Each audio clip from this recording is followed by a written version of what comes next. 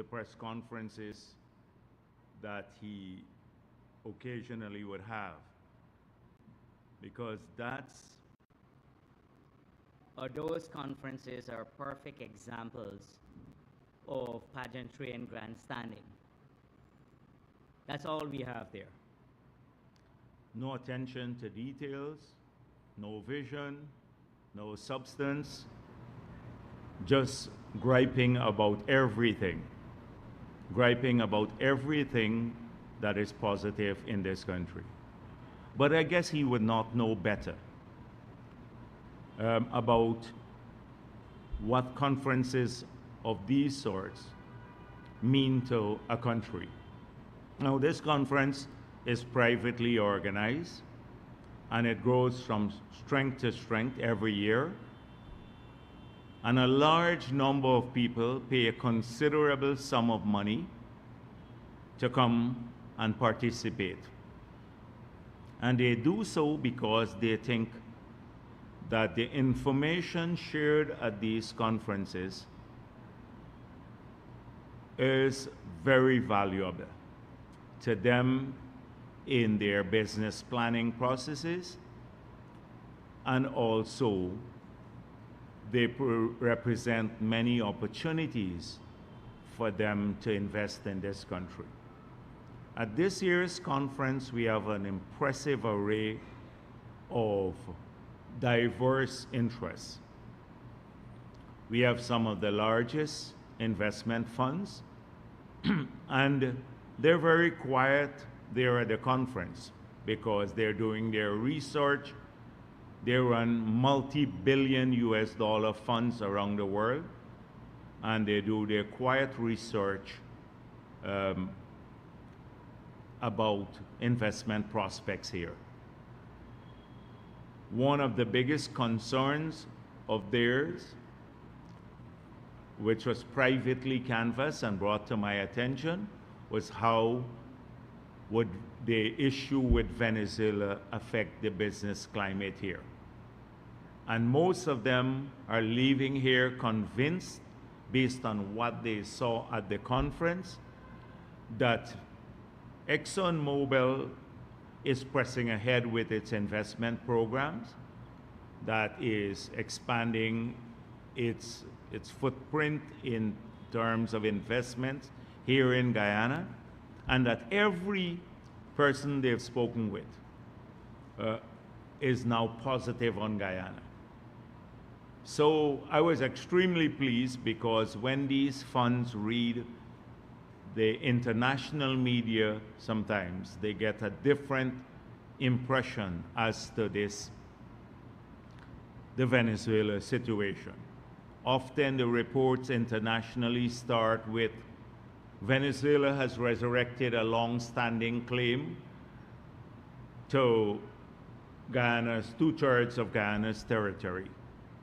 These reports do not give the historical context that this matter was settled a long time ago, and they do not represent fully the strength of our case at the ICJ.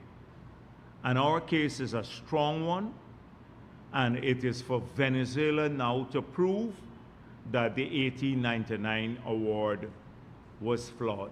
And they cannot do that. They do not have a shred of evidence.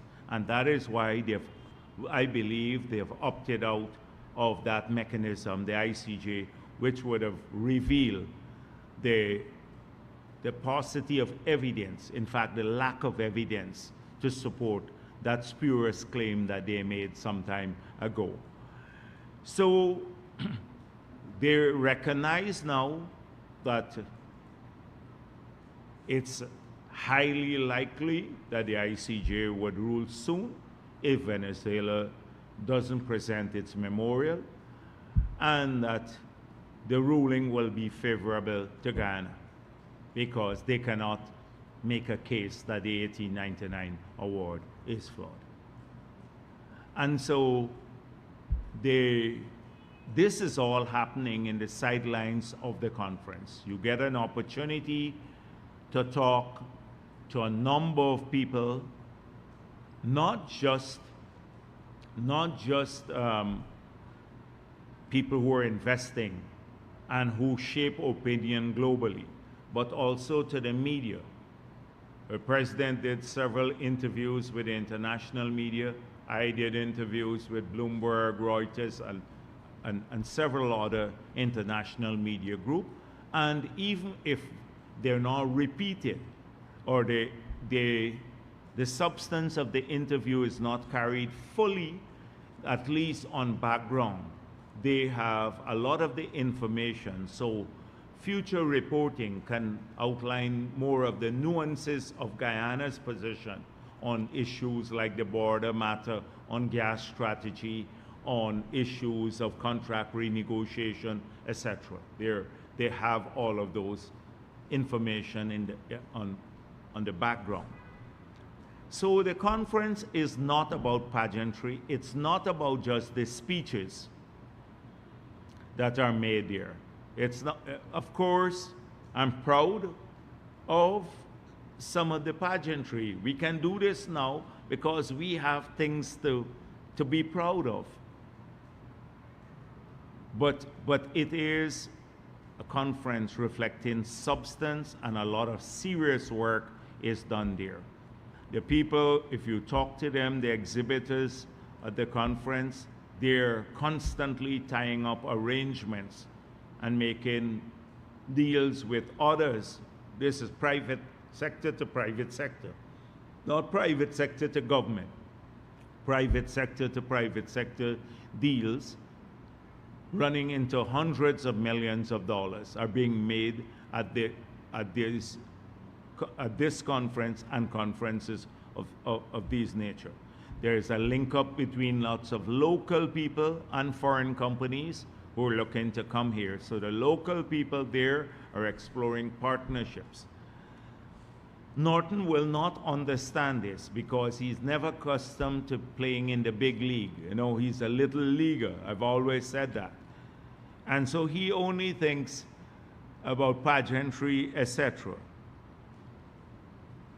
To get the kind of attention from the Prime Minister of India sending a message to this conference, to the large number of people, former heads of state, current prime ministers coming here to talk about the future of Guyana and also sharing their thoughts as to how different sectors can evolve, is a credit to our country.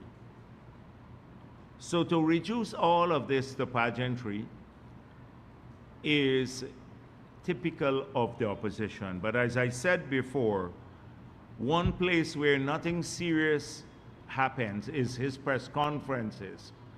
And that therefore should fall under the definition of pageantry.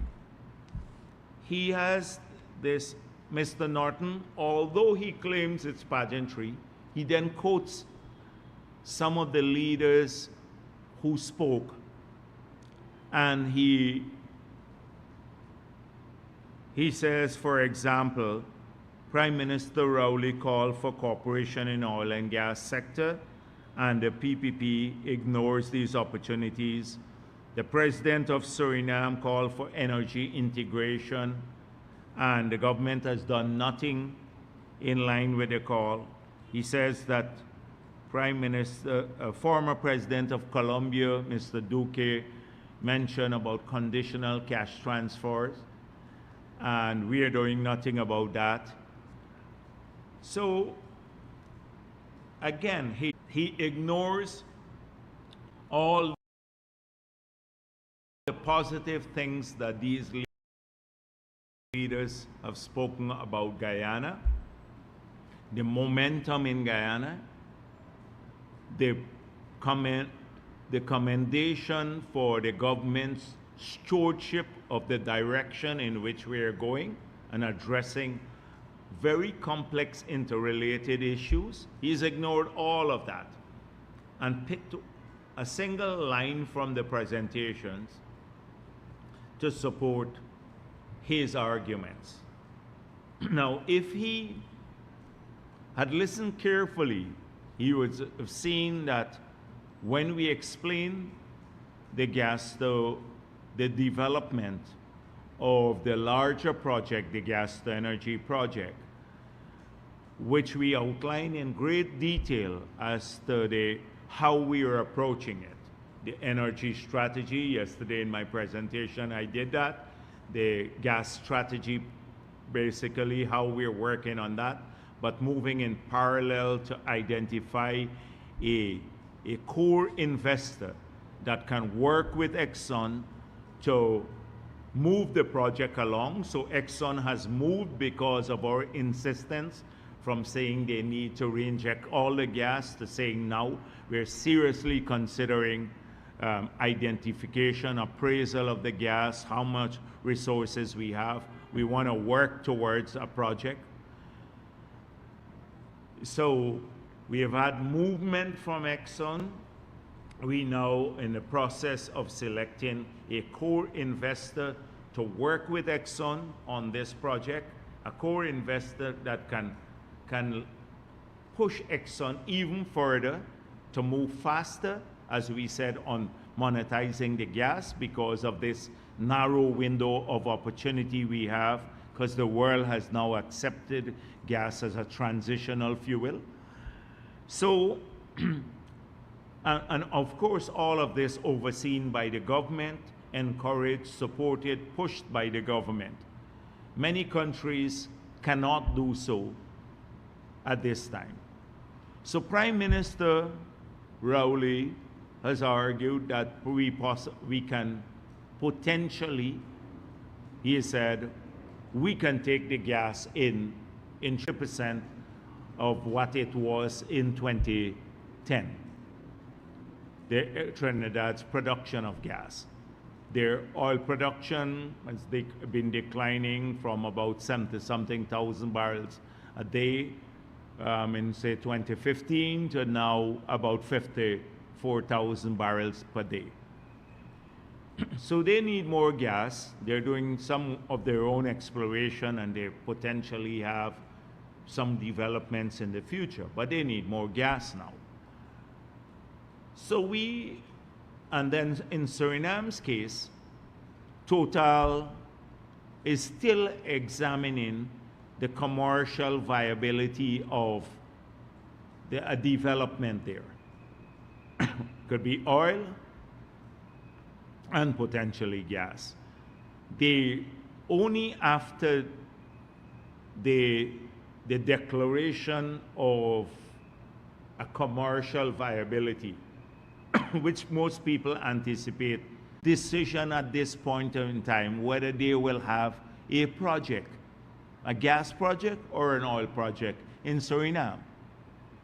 So we held out, when I spoke, I held out the possibility that we will examine both our approach to maybe moving gas to Trinidad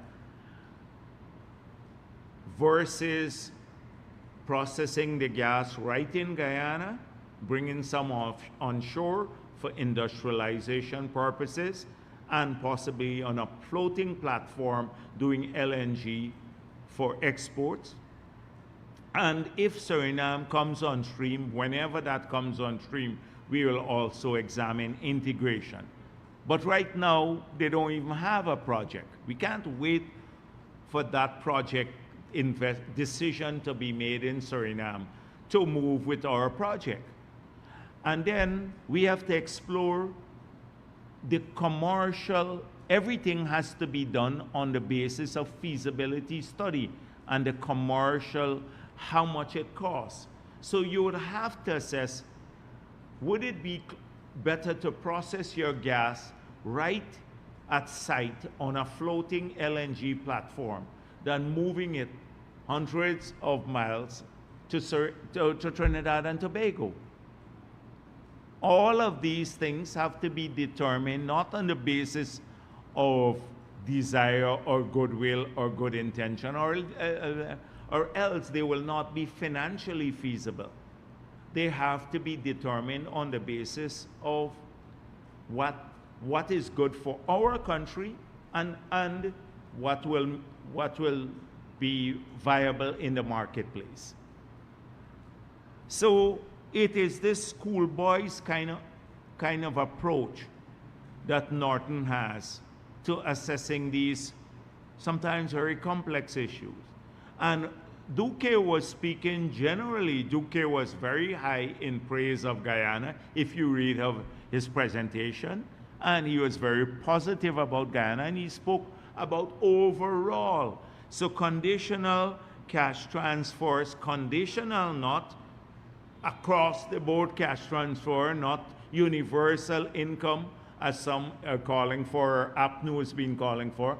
Conditional cash transfers have already been taking place in Guyana when we target pensioners or the people living with disability or our young people for this, the kids in school.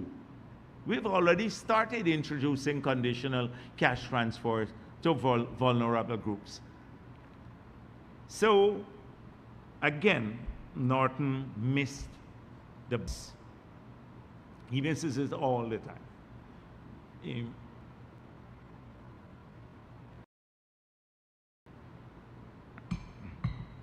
He says, no report on the GDF crash so far. And he could have easily asked what has happened. And he would have been told that the black box was sent up in December to the US. If he had only called civil aviation and found out, and they have scheduled a readout of the black box for next month, March, and they've invited our representatives to be there at the scheduled readout of the black box. And at that time, we will find out what took place in the helicopter hopefully from the recording of the black box. So that should be easy to do that. He spoke about, and they put this in their press release, about the generators that we imported, that they're all a waste of taxpayers' money, and we need to come clean on the generator. When we were in opposition, before I went to a press conference, at least if I had an idea, I'll try to confirm things. And he probably has such a bad relation with people, nobody wants to speak with him. But if he had asked, we now imported about 28 megawatts of power because of APNU's failure to build a hydro, do the gas to energy project or anything else. They only bought, after they lost office, this 47 or 50 megawatts of power. They paid for it, and we had to end up installing it. We still have trouble with some of the units, but that's nothing. They did nothing based years. So now we have to, whilst we're working on the gas to energy project, we have to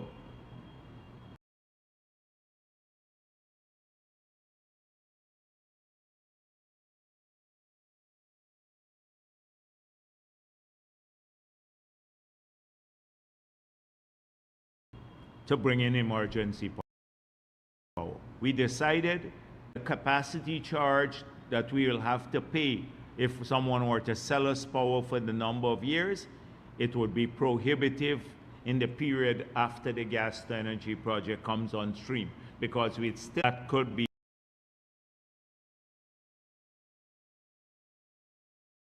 redeployed once the gas to energy project comes on stream, because there are several units at the capacity of 1.5 megawatts. That's the size of the units. We can redeploy them around the country to the areas that are not part of the interconnected the grid. So the completion date was February for the installation of this. It's been delayed by a month to March, but about 10 megawatts of the 28 have already come on stream. And over the course of this month, and by the first week, that was what GPL said, of next month, all 28 megawatts should be in the system. So that should be easy. And some of the delays were caused by procurement difficulties, like getting the transformers in on time when they had this issue with the Panama Canal, you know. So it might be delayed for a few weeks, maybe maximum a month, but already 10 megawatts of the 28 megawatts are supplying the system, and the rest should come on stream in a couple of months. This is a simple thing. He raised it into a major, imagine hosting a press conference without doing your research. He said again, the gas to energy will be a failed project. Now, and because it might be delayed a bit. So you heard at the energy conference all the presentations on the gas to energy project. They're in the public domain. All he had to do was to spend 5 minutes in listening to the presentations. He would see that Exxon said their component are on time. The pipeline would be here on time. The transmission system, that is to evacuate the power, that's on track. And that we will have possibly a 3 months delay because Exxon did not hand over the site until about 3 months later than they should have handed over the site to the contractors because of that. And Exxon was in charge of preparing the site. And so there would be a delay, possibly about three months. That's why to be safe, we said second quarter of the 2025. Now, it could be the first day of the second quarter, but the overall project, remember, it's a combined cycle. So about 220 megawatts will come in at that date, but the combined cycle will be on time because that's scheduled for the end of 2025. That will take you up to the 300 megawatts. So this is a simple thing to talk about.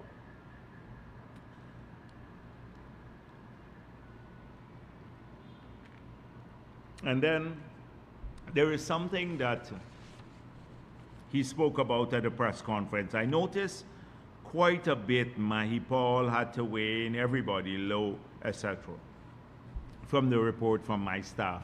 They don't put that in the written version of their press release. So it's important to watch what is happening in the press conference. So my staff was tracking it. And you know, Hamilton Green earlier in the week made a very outrageous statement that they should continue to rig to stay in power. Here is a former prime minister of this country, one who under APNU they went to parliament and gave him a special package of concessions, money, all kinds of services for services that I don't think he ever gave this country, but he was treated preferentially and said they must rig elections, PNC, to keep the demons, bastards, and some other adjective that he used for the PPP. That we're demons, we're bastards, and everything else. And they must keep rigging. This is at a PNC conference. Nobody challenged him there. And in this country, where is the outrage again from the civil society? Just imagine the PPP, say Sam Hines were to say something like that. They would kill Sam. All of the people will come out from the red thread, blue thread, green thread, every thread in the country will come out. TIGI will be issuing a statement. Starbuck News will have an editorial on it. Kaichor News will go into orgasmic rapture about this to cuss the PPP. It's a serious matter. Here is a former prime minister saying we should in the past, and that not any country, but let us not just continue. Forget that we just tried it again. What this is a foolproof way in the future. That should be our future policy for gaining and staying in power. This is a major bit of news, and it just went out the window because it's done by the PNC.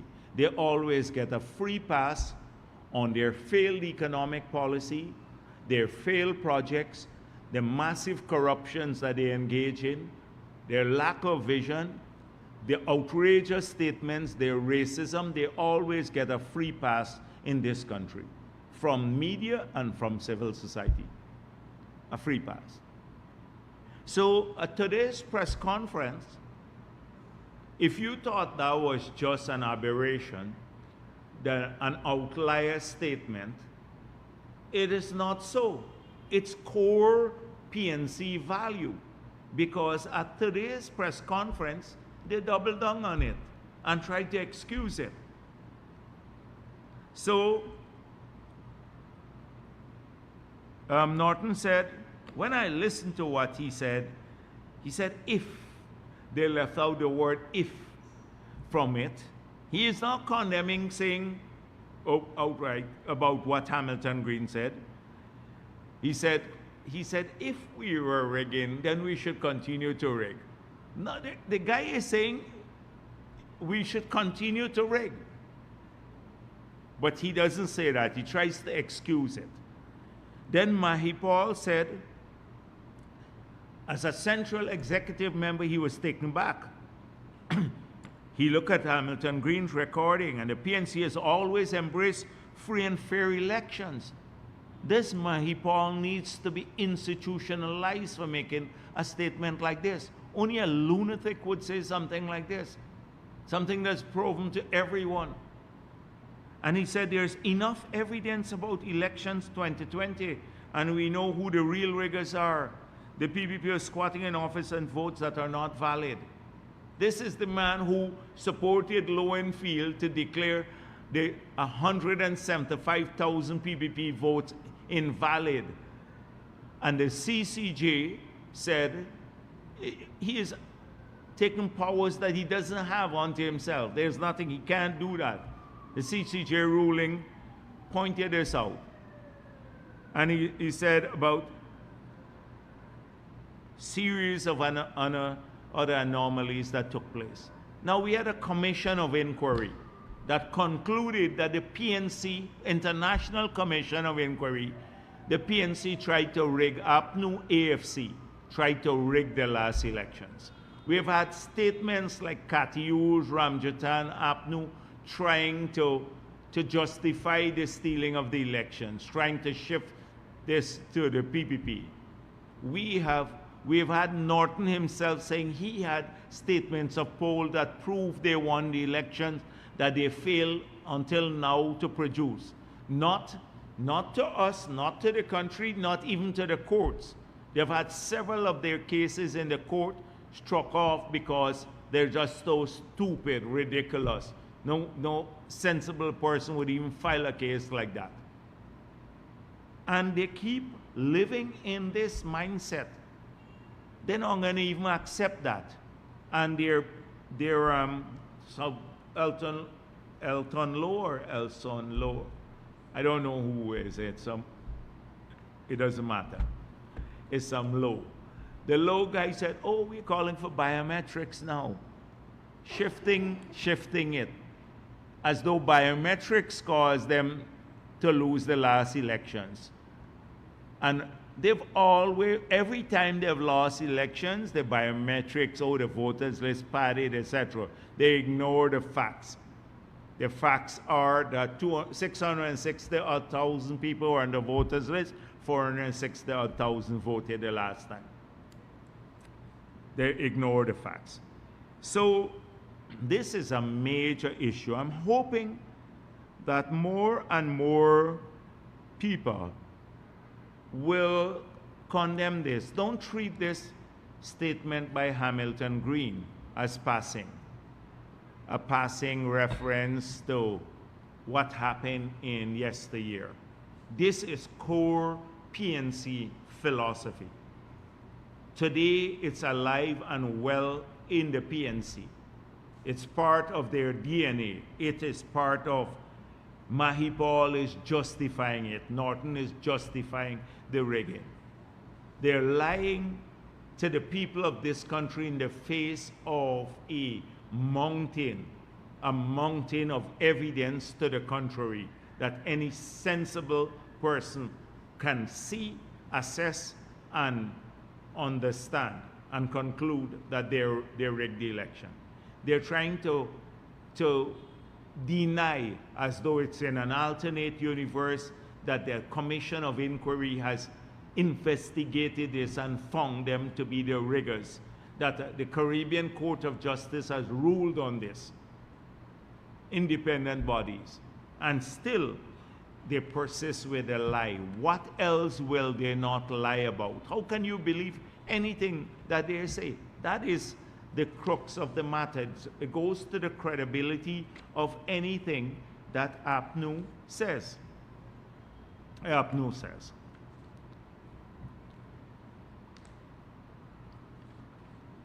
So at the same event, I gather, or it may be a second event, another event, Nigel Hughes made a speech. And there is much about, from what is reported. I've not read the full speech, but from what that is reported, when he said that we have a commitment to mutual respect and good governance, all built on the recognition that we're in the same boat and we can only go forward if there is cohesive paddling in the direction collectively agreed upon. I can subscribe to that. I believe in that. That's what we've always had as our philosophy, pushing in the People's Progressive Party from the time it was formed in the 1950s to fight for independence for this country and freedom for our people, all of our people. And if you look at our philosophy throughout, and our actions, we've always tried to bring people together, move our country forward. So we can share that. But our views depart based on the arguments to support this view. We have made it clear that the parties are very, very different. The two political parties are different, starkly different. He tries to bring us together just to hide, I think, some of the major deficiencies of the policies that the PNC has been pursuing. So he says all sides are to be blamed, and therefore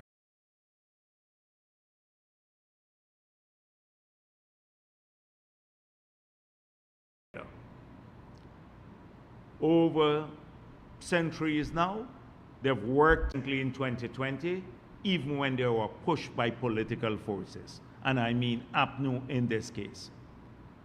Like, there are a large number of people who voted for APNU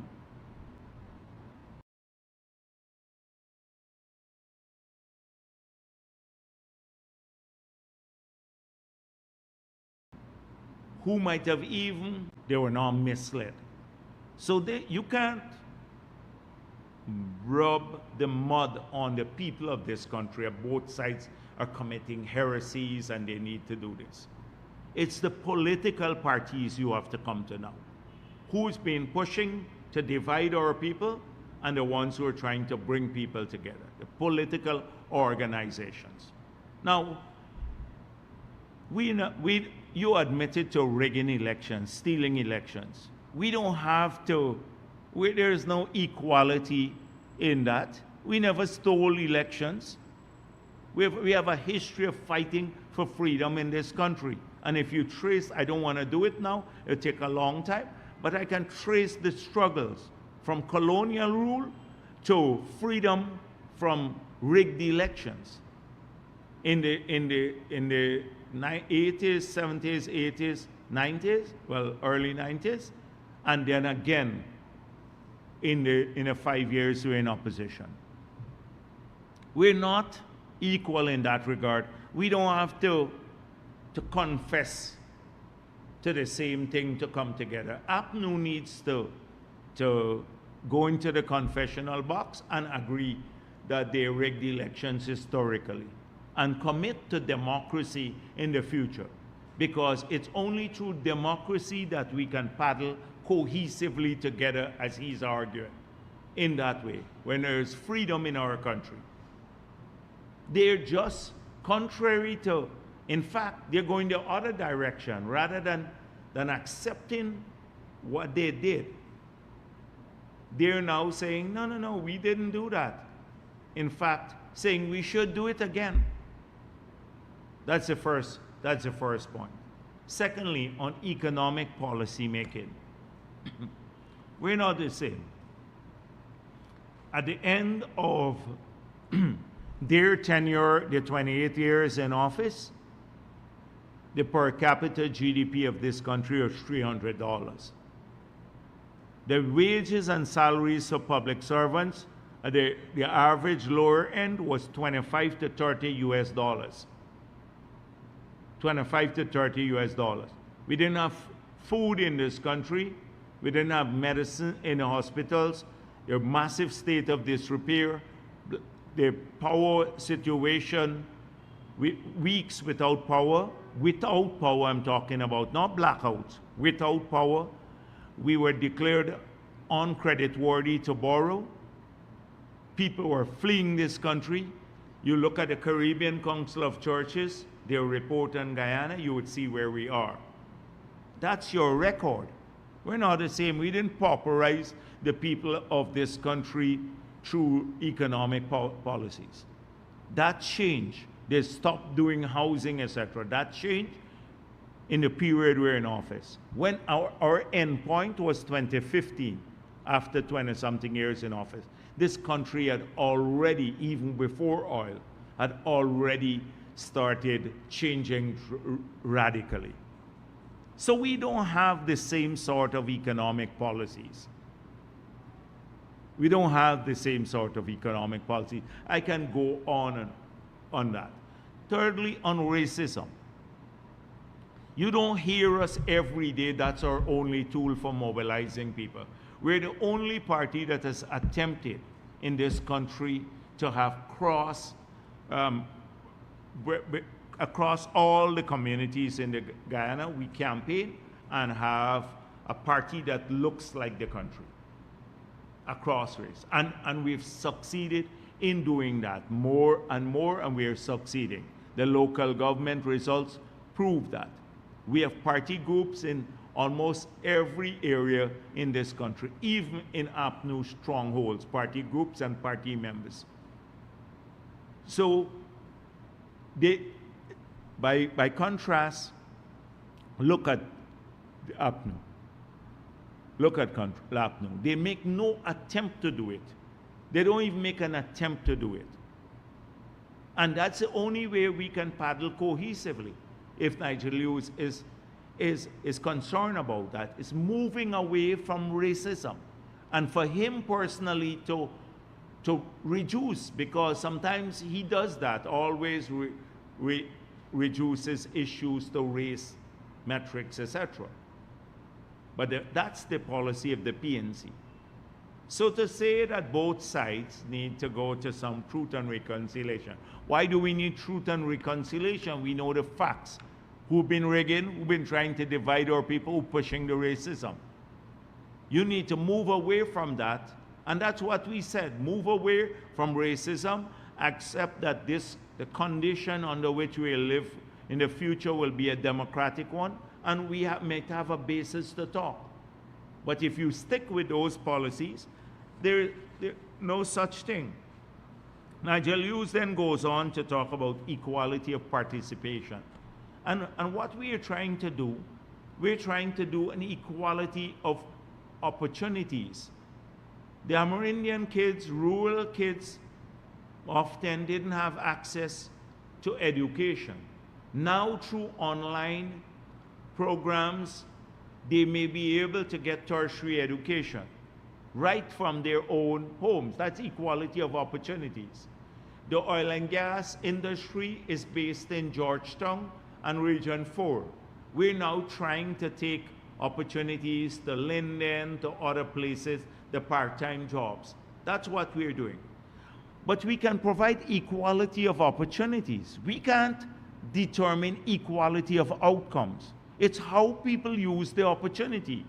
If people go and study more and upgrade themselves, like teachers, and they get a master's or so, they get a higher pay. It's dependent on people individually. And it's not race. It's about people. It's all of our people. If you push hard enough, if you want to be a victim and complain that you can all the time, then you will become a victim. But if you have equal opportunities and you utilize them well, then you will make progress beyond the guy who wants to sit every day on his hands, who don't want to make the effort to study. It's equality of opportunities, not equality of outcomes that we can guarantee. In no society you have that. Even in the communist society that sought to, in the past, that sought to do that sort of thing. We're trying to create, so why do you think we're building 12 hospitals and upgrading all, Linden and everywhere else? And they're spread all over the country, so everybody would have access to quality health care.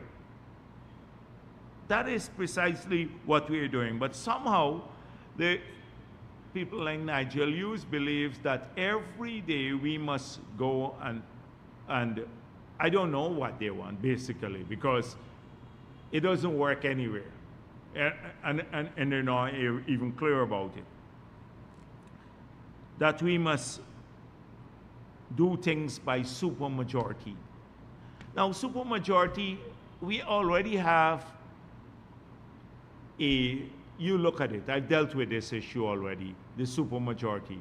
Look at the appointment of the Chancellor and Chief Justice. We changed the model from one where the President, after consultation with the leader of the opposition, would appoint, now to the opposition leader having a veto power over the appointment. So we have not been able to appoint to the two top posts in the judiciary because of this in the past. And that is the issue. When you see the gridlock in Parliament, and it's not a gridlock based on a technical assessment of the subject matter. It's based on political posturing. You would never be able to do anything in this country. You can't pass a budget, you can't do anything else. And then direct election of MPs. Mr. Hughes is forgetting that we had constitutional reform. I don't want to go through all the features. We had constitutional reform under the People's Progressive Party. We're utilizing the same model now that we promised in our manifesto. We've just appointed the Constitutional Reform Commission, 5 from the opposition, 5 from the government, or the government, well, PPP in this case, and another 10 from civil society. That's the exact model that we used in the past, and we had some of the most profound changes in our Constitution than anywhere in the world. Anywhere in the world, I can defend that. We put in place several mechanisms that countries don't have, not to just to support or give for the rights to people, but mechanisms to enforce those rights, like the Ethnic Relations Commission. So Nigel Lewis again called for disaggregated data to join to determine policy making. That's precisely what happens in government. But when the ERC disaggregate the data on house lots under the PPP and employment in the public sector, and it showed there was no racism. But they're not satisfied with the disaggregated data then. They would choose individuals to say somebody is discriminated against, but would not report it to the ERC. That was the mechanism through the last constitutional reform that we did in Guyana to ensure that people could get justice if they believe they were discriminated against. So it's all very convenient, and it may sound erudite, it may sound very lofty and well-meaning, but it's really for people who are not familiar with our history and don't know about the changes that we have had, and who are not in government, who don't know about the practicality of implementing some of these sorts of things, and the experience we've had with APNU, with issues like consensus. So it's a recipe for gridlock. It's a recipe for gridlock. And we can do a lot of those things which may sound nice on a piece of paper, but it's meaningless in the context of the negative politics that we have on APNU. I want for all the naysayers and all of those very bright people who have been advising us, etc., and the gratuitous advice from abroad and Kaichor News, etc., to look at, again, at the IMF report and the report of the Deputy Managing Director of the fund, because they study the numbers more in greater detail. And they have a ton of specialists all around the world, the top specialists on macroeconomic policies, etc. And this is what he said again: I congratulated the authorities on the unparalleled economic expansion. Guyana is in a position today, let me go past all of that, and the benefits of rapidly increasing our revenues due to the hard-won gains from implementing reforms and adjustment over the years. The plans put in place by the authorities and the strong progress are benefiting the entire population through better healthcare and educational programs, housing policies, energy and transport infrastructure. More importantly, these plans are also providing current and future generations with entrepreneurial and work opportunities through very strong economic growth and a more diversified and climate resilient economy. I can go on and you will talk about, you would see the other areas. I don't want to quote all of it, you can read this.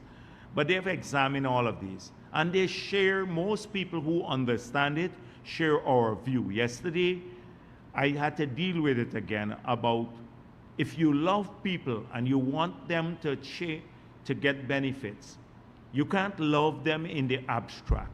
If you want our people to progress and get wealthy individually in the future, it can't happen in the abstract. It has to happen in the context of sound policies. Because if we screw up policy-wise, we do what APNU want. We eat up every cent now, we don't invest in two things, in resilience, as I said before, and diversification. If we don't do that, resilience and sustainability, thank you. If we don't do that, then what will happen is that the very people we love in the future are going to suffer from it. Like some countries have seen a growth in income, the middle class, and then things practically collapse. It's not sustainable, and we're not into that. We're not into that. And as tough as the decisions will be, like when we point out to the teachers, like last time I saw some article in the Kaichor News saying, oh, Jagdeo pointed out to the per capita spending per child, but he didn't say about a significant part of the spending is on maintenance and rehabilitation.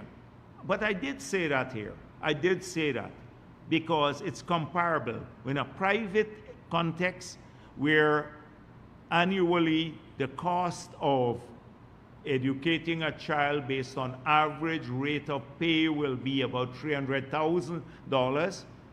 The private provider has to provide the building, and everything else, and maintenance and electricity and everything else. And that's enshrined in the fees. In this case, when we took out the 135 billion, we took out 10 billion from it for tertiary education, for UG and gold. And we take the remaining 125 billion and divide by the number of students we have at primary, secondary, nursery, primary, and secondary. We came up with 600 and something thousand, nearly 700,000. But it includes spending on capital and maintenance and the children, because I pointed out that we can't spend all on salaries. Our wages bill to the education sector has grown by 62% since we took office. But it's grown in a differential way because of hiring more people and also giving higher increases for the teachers who have more qualification. And that's where we're headed, I said strategically. But we're also spending on upgrading classrooms, work environment, that the teachers and the students benefit from, the same teachers. But they miss the whole point again. And this is the whole, you have to keep explaining. And I pointed out that the commitment of the government, we've increased the education budget by 160% or so, 62% over the last 4 years. In the health sector, it has gone up by over 260%. In 4 years from what it was in 2019 or so, 260% from 2019. Which country in the world you have seen that massive investment in that? And who are the hospitals going to benefit? Or better health care? Who would benefit from this? And it's all across our country. It will benefit our people, the people of this country. That's the investment that we're making. But we can't hand out all in wages and salaries, and we've explained this over and over again. There has been increases. We've come a long way. So this is something that's very important. I just like, because I'm sure Marcel would want to ask more about this, about the Qatari investment. But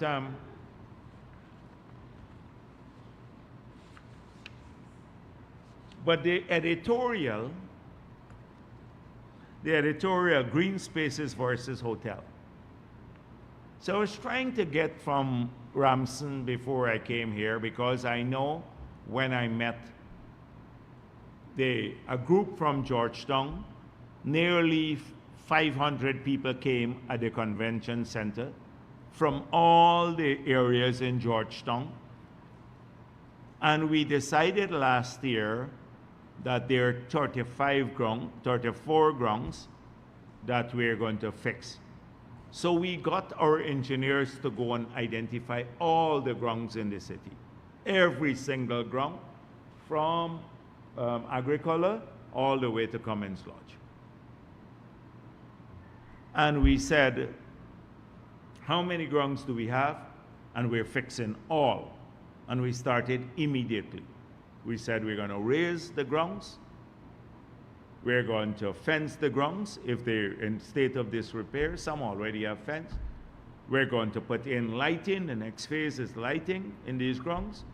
Then we probably put in buildings, so you have a small building, maybe with facilities, public facilities. Then we possibly, for the bigger ones, we'd put a track around evening for people to walk in the grounds. 34 grounds right back in the communities. They had the green spaces, but they're overgrown. These green spaces are overgrown. So recreational facility in the city has been a priority. That's ignored practically by all. The editorial didn't mention a word about that the investment back in the communities in the city, the different wards, back where people don't have to come to the national park or go once a week to the GNS, once a year to the GNS ground for sports day. They can have on a daily basis recreational facilities right back in their communities, in West Ruimveldt, East Ruimveldt, North Ruimveldt, everywhere, Agricola, all the parts, every part of the city. That is being done. That's about green spaces. We've outlined our plan to do the walkways in the city for parking. We've started doing that. Planting trees, you've started seeing that along the boulevard by the Army compound, changing the entire landscape of the city. So that's being done. We have 86% of this country covered with forests. 86% of the country covered with forests. And we're one of the greenest countries in the world, the second highest forest cover in the world. And we're worried about green space. I remember that the Granger once flew to Green Mabaruma.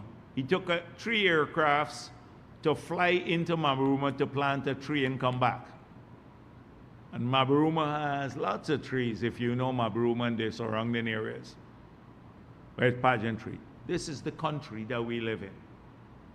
Second highest forest cover in the world. That is land mass to forest in the world. Their Kaichor News is worried, not Kaichor, Starbrook. Starbrook in this case is worried about a green space. So the city will be green. It will be greener and cleaner. And we need the buildings too. Because in each of these buildings, it seems as though we have to fight for every development project. The same questions that we had to face when I was president about the Marriott Hotel. It used to be a dump site. People used to build boats there. Everybody used to take stuff to dump, and they love it as a green space. The green dumping space in the city. Loved it to death. We cleaned it up. There's a hotel there now that's employing nearly 400 Guyanese who have jobs there now and are earning an income. The hotel is not going away anywhere in the world. The hotel is more valuable than when we built it now. Without it, we couldn't have had this conference now. In fact, the conference outgrew the hotel by far. By far, if you were there, you'd see how tight it was. And they would have loved us keeping that as a green dumping site for the city because it's green. A couple of trees were growing there. So here too, we're going through the same issue.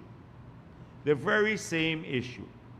If we don't marry development with the development of the city, etc. This city council, if you have a massive hotel, an international first 5-star hotel, over 400 rooms, the Marriott has significantly less, I remember 250 or something like that. Massive hotel, the conference facility there will be the Marriott conference facility. That ballroom is about 6,000 square feet. The conference facility here will be over 30,000 square feet. So that's the nature of what will have to happen in the future if our country is going to grow and deliver the high-paying jobs to our citizens. It's down a highway in Dubai and not see a single tree, but people use that as a model. Some of the same people on the highway. Tall buildings, and they love that. And they would compare you with Dubai all the time, or Qatar. Here we just have one new hotel going up with plentiful green space in the city, etc. That will be a game changer too for the development. And we don't need only that. It will not displace the locals. You remember when we were doing the Marriott, Badal was opposed to it, the Badal. He said it will kill the Pegasus. He has expanded, and I think he will expand again in the future because there'll be need to do so. It's expanded now. It's coming along with it because it's bigger. People are looking at just eating a small cake, but when the cake gets bigger, it has room for growth.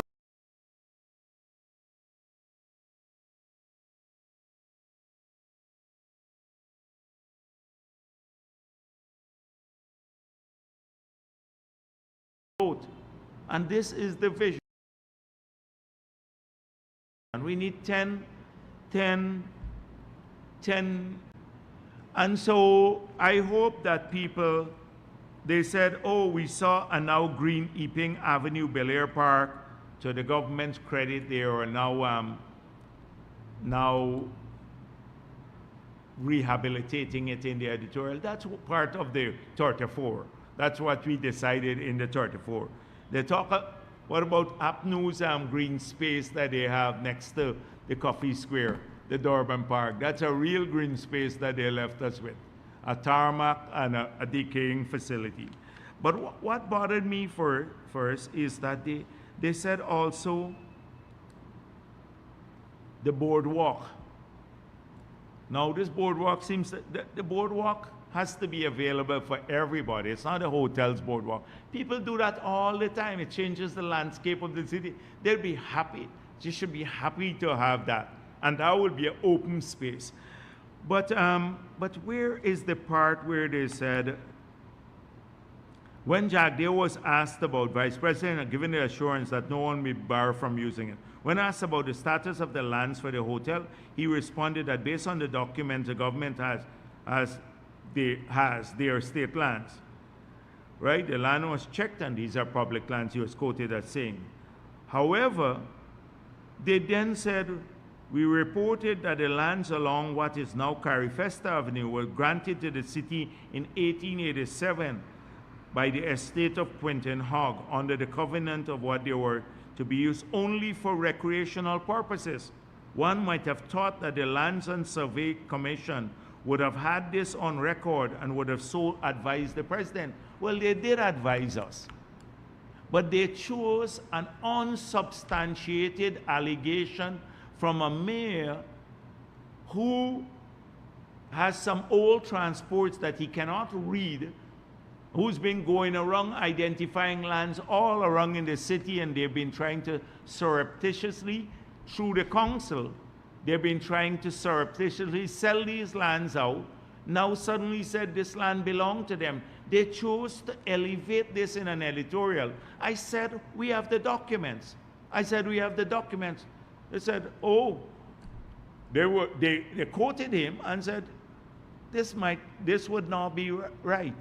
Chose to believe a city council above what we said, and then they had mud in their face because the Lands and Survey put out a statement and pointed this out, that they couldn't even read the map, the city council.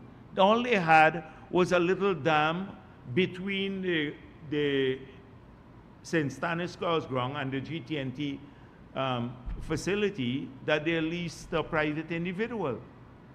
They don't own any of this. These are all under state control.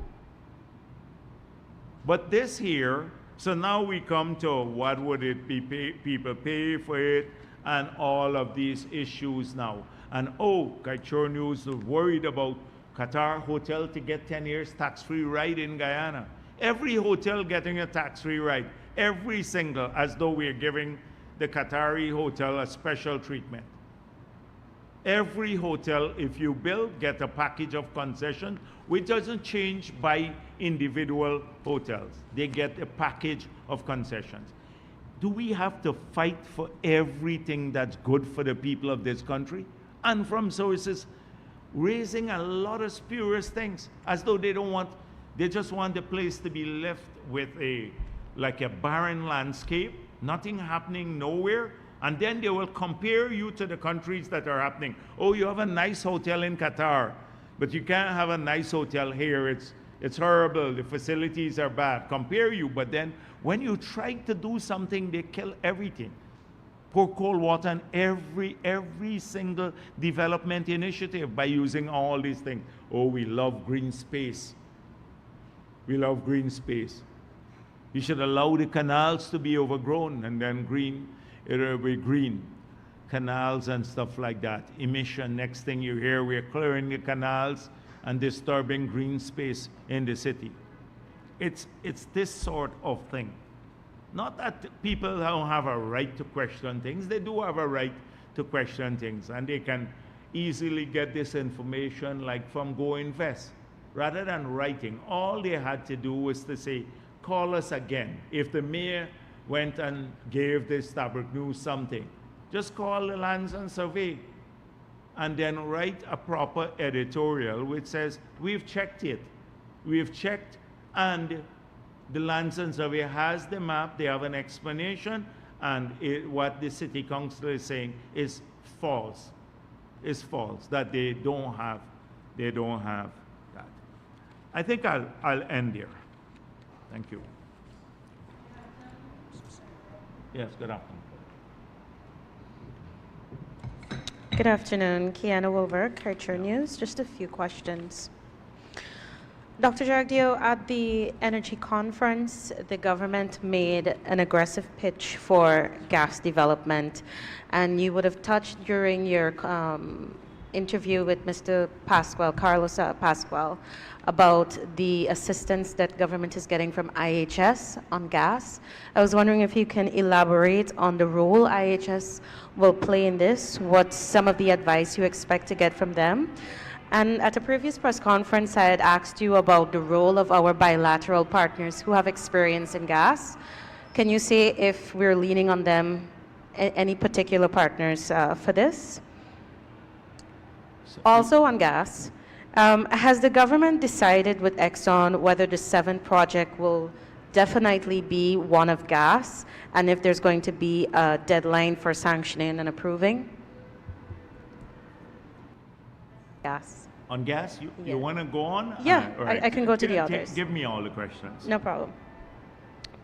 Regarding the oil sector investments, we've seen that Frontier and CGX, they're getting a hard time with finding investors to work alongside them in the quarantine block. Is this something government is concerned about? And also for the auction that is still to be closed, based on the companies that we've seen, you have a few established companies as well as newcomers. I know that the government has said you're very strict on keeping the model PSA as is, but given that you have newcomers, is there any type of leniency that you plan to give with the newcomers so that they can be able to keep up with the same pace? Yes, so let me start from the last question. So we launched the auction, the log consistent with what we promised in our manifesto, that we are not going to give out any contracts in the future on the same basis as in the past. So we made it clear that we're going to, all future blocks would be awarded by auction, or alternately, we would say when our national interests, like through bilateral partners. So when we launched the auction, we said that before we close the auction, we're going to give the bidders 2 documents so they're fully aware of the conditions in which they're going to be participating in the bid round.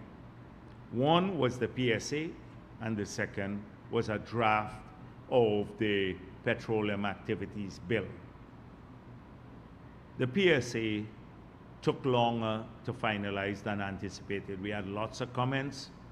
We had a lot of back and forth iteration of several models, that's on the fiscal side particularly, to look at increasing our take, which moved from 2% royalty to 10% royalty, no tax to 10% tax, and reduction of 75% to 65% for cost recovery. Those were the key elements of it, the final elements. But we had to ensure that having such a fiscal model allow us to remain globally competitive, given that there were a number of people trying to secure through bid rounds. Some 80 countries were going out through bid rounds, and there was a paucity of capital flowing into exploration globally, based on trends. Now, in fact, some of the oil majors were withdrawing from the market in terms of new exploration. So it took us a while. We managed to get the PSA done, and also with the law, we had a lot of back and forth. So that extended the timeline for completing the first licensing round. But we learned a lot of lessons too. We're learning because this is the first bid round. So the feedback we're getting, we made it clear at the beginning when Exxon, I was told that Exxon at a press conference said they may not participate because there are some onerous conditions. And I said, there'll be no change on the fiscal. We're not changing the fiscal at all. That position remains today. So what are the lessons we learned? We got a lot of feedback that the fiscal terms might be acceptable, the increased fiscal terms. But there were several other areas where the conditions were too tough. We had too tough a condition globally. And that is, I don't want to go through what they are now, because at some point in time we can discuss these. If they become too onerous, that is where we may have to make adjustments. So what I said at the conference, we were hoping to get a feedback to, because they will determine future rounds, how attractive we are. And we have a number, the next round should be exciting, because we may, by that time, get the 20%. In fact, we will, by October of this year, get the 20% of the block, of the Stabroek block, returned to the government from Exxon. And we already have some areas to our east that are available with us. So you'd have more excitement. But we don't want, because of the non-fiscal terms, to kill interest. And so we are looking at the feedback. But they said we have one of the toughest PSAs in the world now, based on not just the fiscal conditions, but the other conditions. So that's the feedback we're looking for. If there are, it will come to the cabinet. We'll look at what they are to see if they're a key determinant. The adjustments have to be a key determinant now to conclude these arrangements. And where there is a threshold beyond which we're not going to go, of course. So we're learning a lot now. We're learning a lot from the first bid round, not about policy, but from the market feedback. We're getting a lot of market feedback from them what is competitive and what is not. But clearly on the fiscal side, we made it clear. No change to the fiscal regime. We are going to, the new fiscal regime will have 10% royalty, what I mentioned before, 10% tax, but you can't get that if you don't have a project too. And so we need to get the projects going. That is how we are approaching that issue. Can I follow up Yes, before yes, you go ahead. to the, okay. Regarding the newcomers, the reason why I mentioned CGX and Frontier is because we've seen No, I've that. not answered the CGX and Frontier yet. Oh, Question, I'm coming. That's the first question I answered, right? The second one, I'm coming to Frontier and CGX. So they have, on the other hand, given us assurances that they're going to secure partners. They have obligations according to the prospecting licenses that they have, and they have to meet those obligations. I don't know whether the new fiscal regime or the new PSA is a deterrent to them securing partners as yet. That's the feedback we're looking for. But so far, we have been given assurances that they've approached and they've had receptive ears from new partners.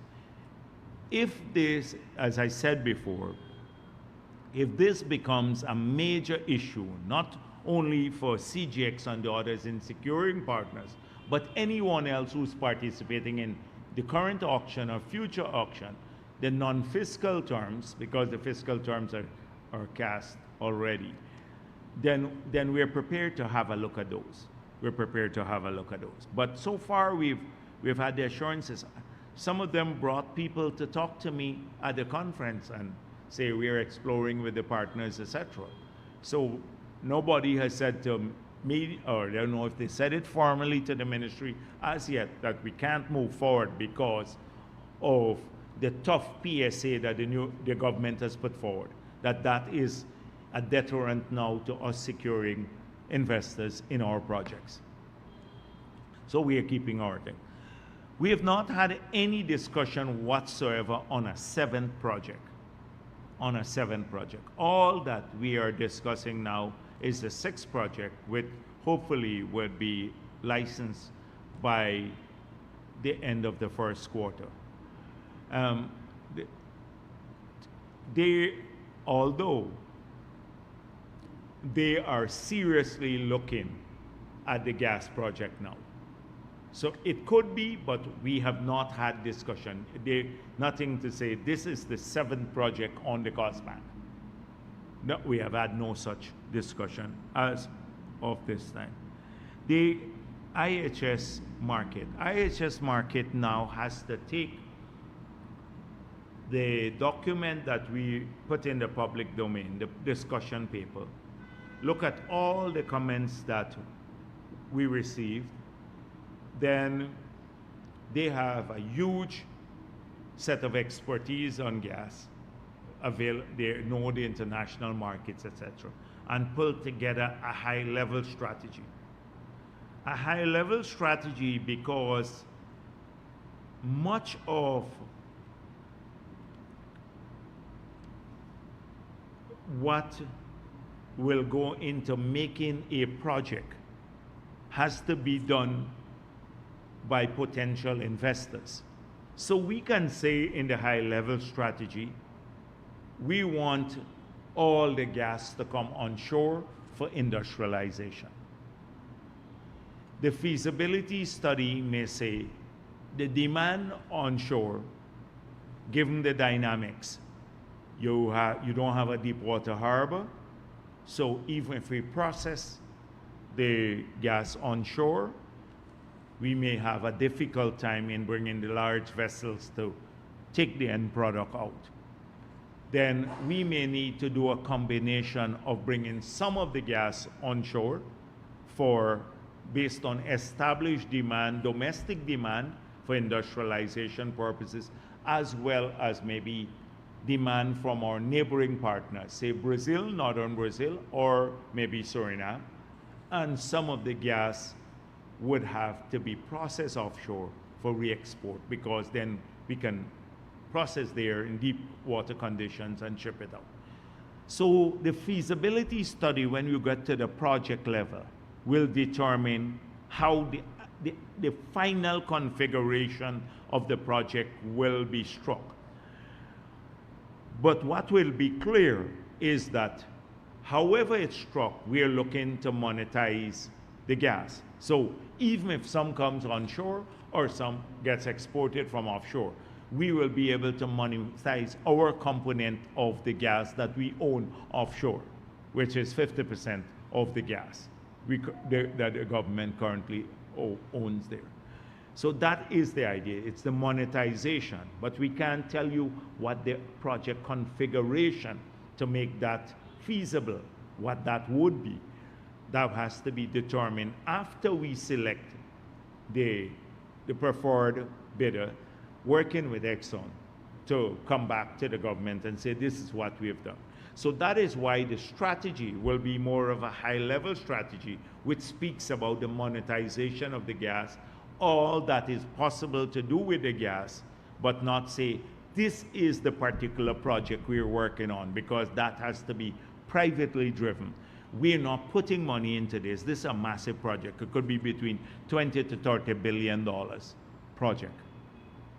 So we are not co-investing there. We are looking just to monetize our share of the gas, to get money for our country, more revenue for our country, rather than have it sit out there and not be utilized at all. Just a quick follow-up on the first question about bilateral partners. And the bilateral partners, yes, we talk to people all the time.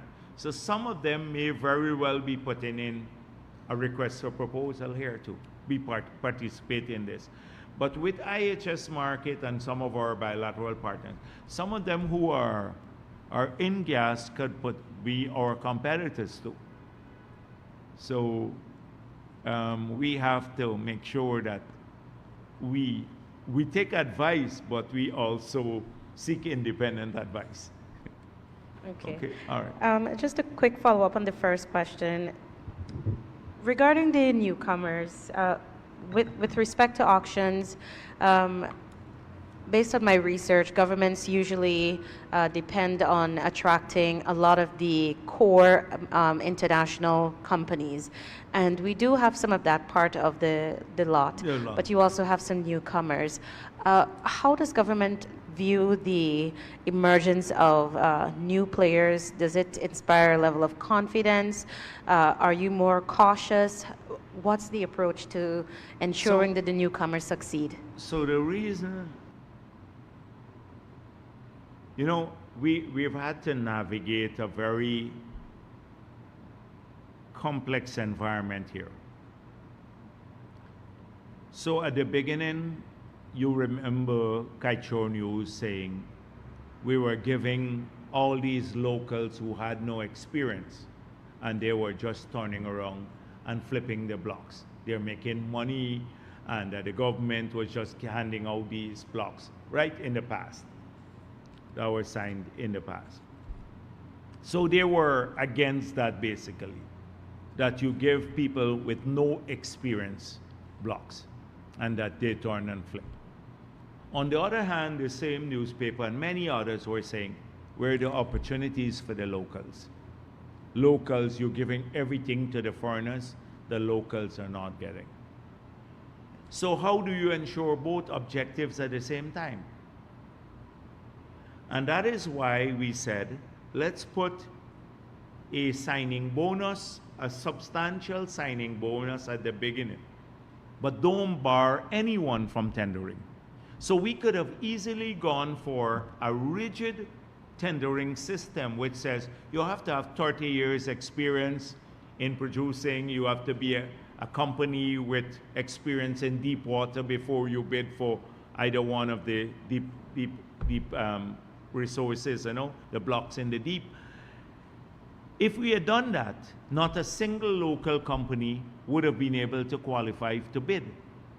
Then we would have been accused of excluding locals. On the other hand, if we just give the locals, they would say, oh, they're flipping it. So that is why we don't have a problem now. If the locals who got involved, they seek out partners and they make resources. They took the effort to bid, and they have to pay an upfront signing bonus of $10 million and $20 million for the deep block, the block in the deep. So that's more to explore only than we got from a production agreement when Exxon was going to produce. When in 2016 they signed an agreement with an 18 million signing bonus, when we already had 3 billion barrels of oil proven reserves, and they were moving to a production license away from an exploration license. And now to just explore, you have to pay $20 million. So whether a local company wants to flip it or not, I think it's fair that they are making an effort to invest, and if they can do that and make money, then that's fine. But because they bear a substantial risk too of not being able to do that. So it's navigating these two variables that allow us to come up to this. And we want to work with these people. These are our people too. So we hope to work with them to see that they succeed too. So that is why we've approached this. You notice now we're not hearing much about that from Kaichor. That would be the early days, but a contradictory kind of approach. Oh, now we're going to hear from another. I'm sure we hear from Kaichor. All right, go quickly. Yes, go quickly. Yeah. Just take you back to the gas. Trinidad has the Prime Minister has offered to help Guyana monetize its gas through its gas infrastructure. I heard you mention about feasibility study to see if it's viable. Will the government consider conducting such a study to see if taking the gas to Trinidad is cheaper? So you have to read between the lines too. I just explained the gas, how we are hoping to structure the gas strategy. High level, without getting into details as to the final configuration of the project.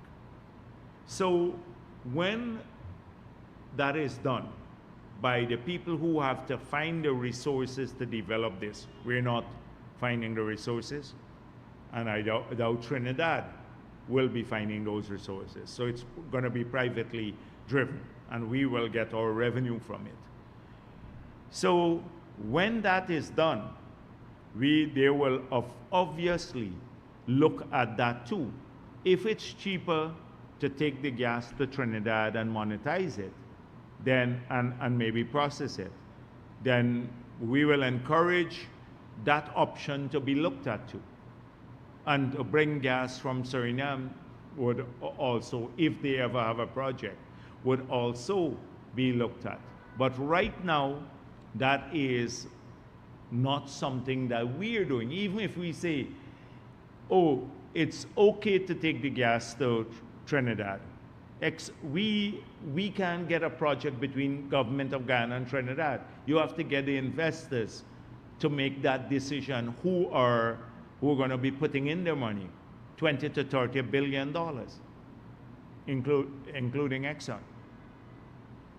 If it comes out, so that is the approach we're taking. So it is something that will be examined, but the timing of it has to coincide with when we're moving forward with the project.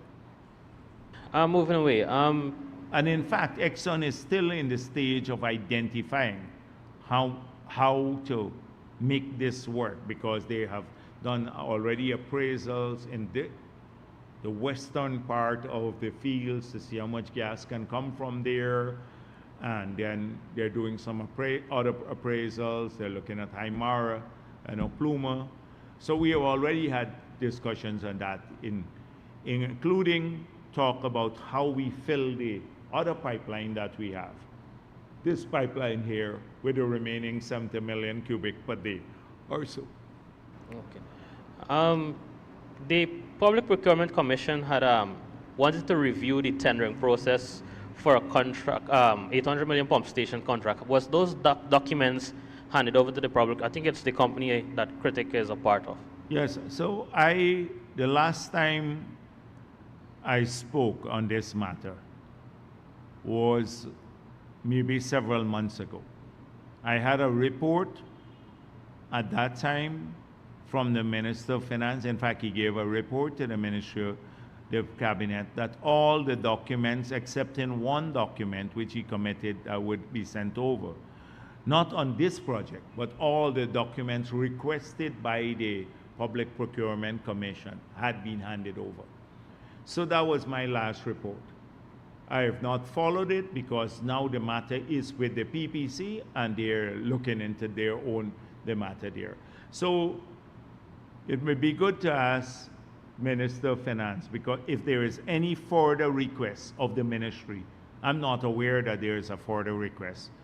And that was the last position I had when he said at that time all the documents that were requested by the Public Procurement Commission had been handed over.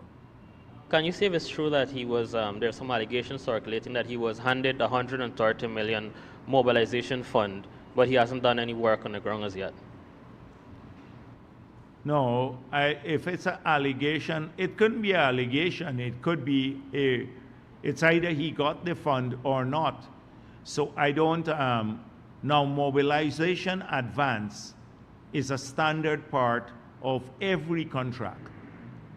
So if the contract document, if that is there in his document, it will be for every pump station and almost every other contract that's signed by the government of Guyana.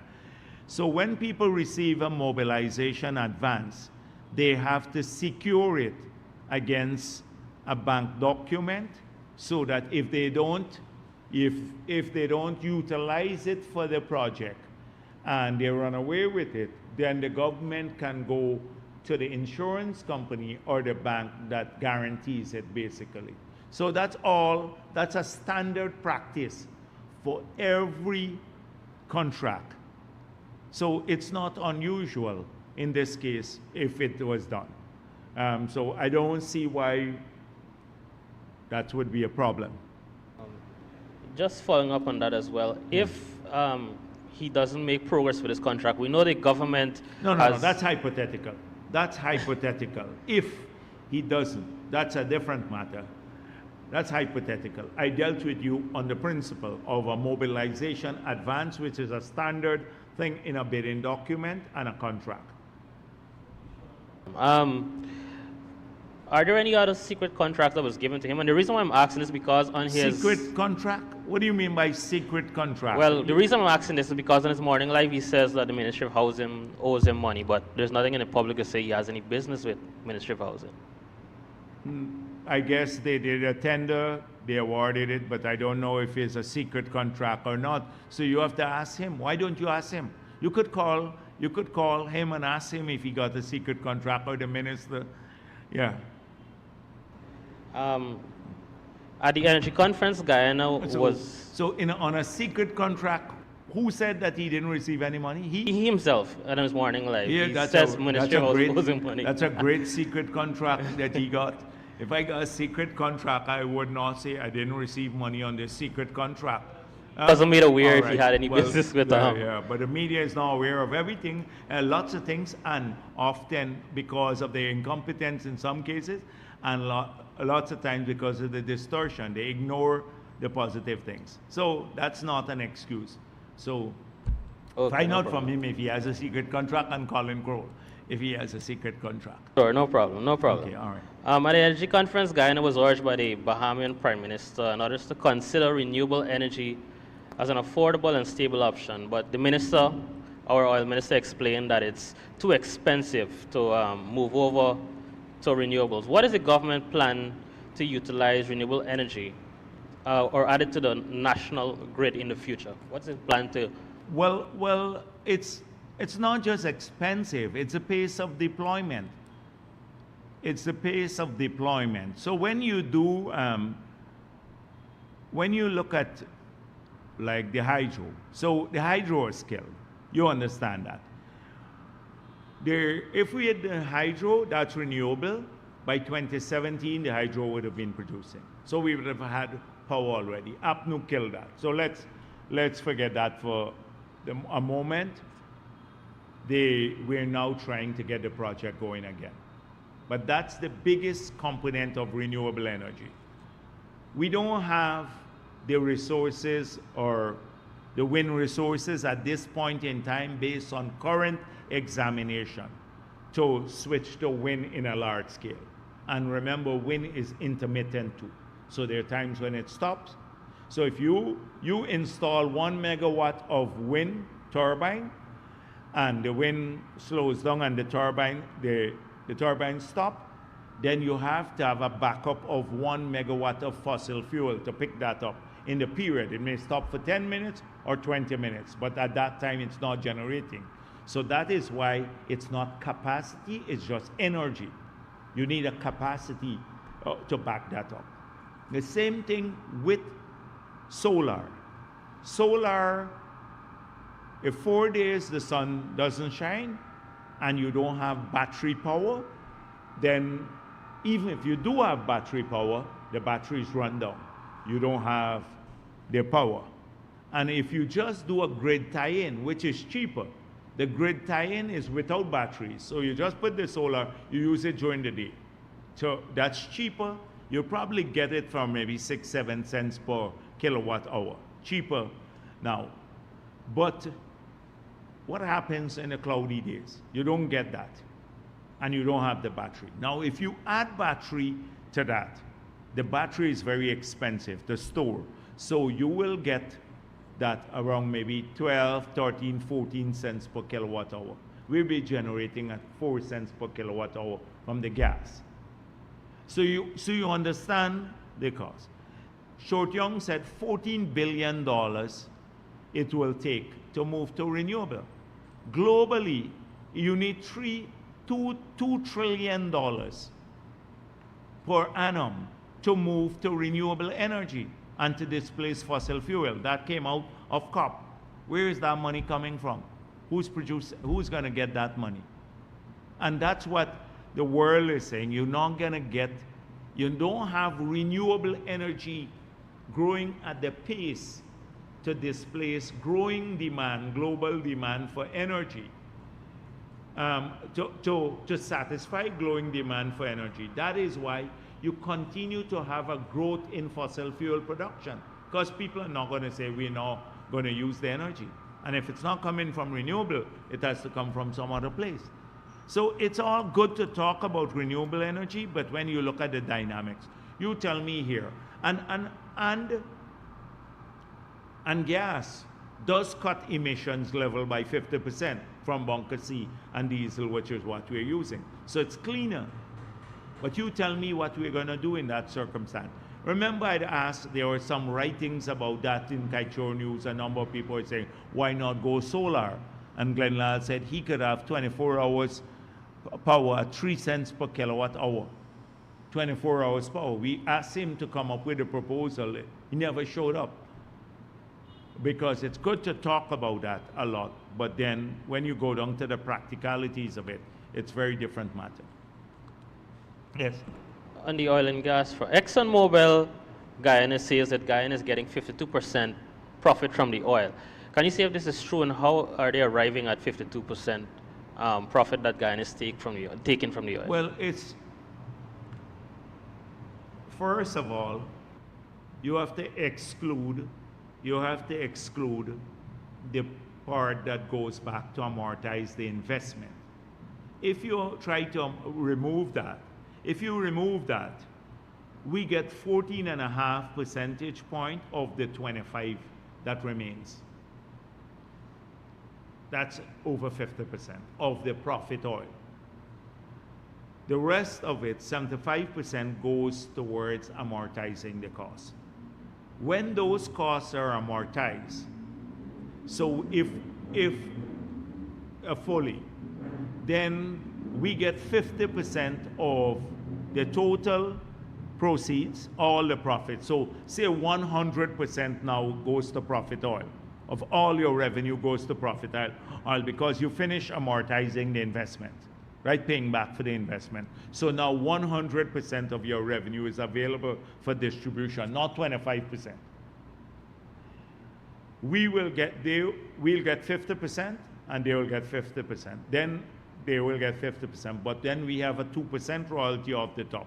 So effectively, we will get 52, they will get 48. Okay, since we're on the topic, my final question. But I see you all had a big ad about it. That is useless, stupid. I don't understand. You make Kaichorloons look bad. Well, worse. I can't say bad, right? But it is like a child writing this stuff. I was hoping to get Glenn Lal do a presentation there at the oil and gas conference. I was looking forward to him going to make a presentation with all his TikTok and all the erudite and smart comments that he would go TikTok in a conference, and then people just laugh at him because he knows nothing. And then where people are serious there, they know about the industry. Could go and talk about ring fencing there, ring fencing, depletion policy, all of that, renegotiation. Go on. The Sorry final to question. interrupt you. But just before I go to the question, I see it has paid advertisements. I don't know if it's he or who put it in there. Oh. I don't know who put the ad in there. He It has paid paid for it advertisements. himself now. You know Glenn Lal. As Glenn Lal only put that there. I hope he's paying taxes then on, if it's paid, he has to pay, I think, a VAT on it too. Check if he's paying the VAT. Okay, final question. Will Guyana ever receive 50-50 profit from full 50-50 with the costs recovered and everything? Yeah, I think, but it comes in the outer years. It comes in the outer years. How many barrels will be left? How many oil will be left at that time? Or I think if you look at the revenue growth profile, because it's two things there's several moving parts. That's why I was saying to you. So if people look at straight line FPS, so calculate the number of barrels. They look at number of barrels, they look at price. These are the variables. The number of barrels are, remember, each well or each development has a different profile. So some will peak, some will start declining, some now on the ascendancy. So that's why you need to add that in the financial model, that's variable. Secondly, you have to look at the rate of payback of the investment. So if the model was run, the original model was run on $50 per barrel, and we're earning $75 per barrel, the payback period is shorter. And that's what we're seeing now. So when you add those two variables, if you look at the current rate, that's why you see a steep escalation in maybe in 2-3 years' time in the revenue flow to the country. So this is a constantly changing model. It's a dynamic model. It can't be a static model. And this is what, when you have a financial model before you, you can put in different assumptions. So what you want is for me to speak on a static basis. But these things change all the time. And so what may be, if the oil prices jump to say $130 a barrel, we can pay back for these investments almost within a couple of years. If it declines to $30 a barrel, it takes longer because the financial model was on about $50 a barrel. So that's the variable that keeps changing, and it changes on every shipment. It changes for every shipment because it's what the market price is. So it's not a static model, and even sometimes the technical people have a hard time keeping track of this because it's so dynamic.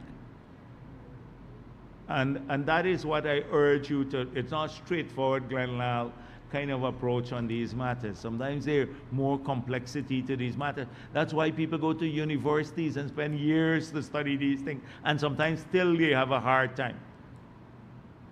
They have a hard time understanding these models. Yes, please.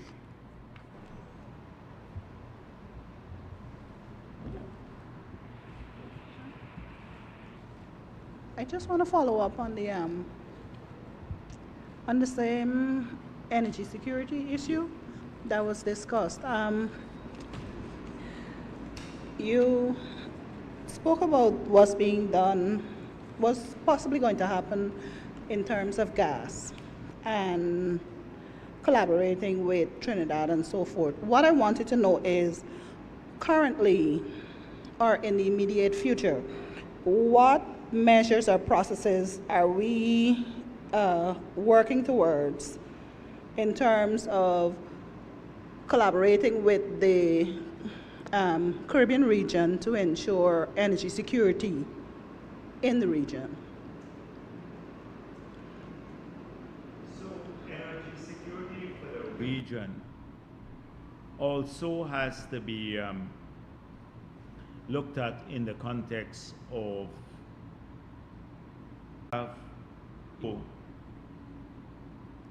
a number of barrels of crude as part of profit oil.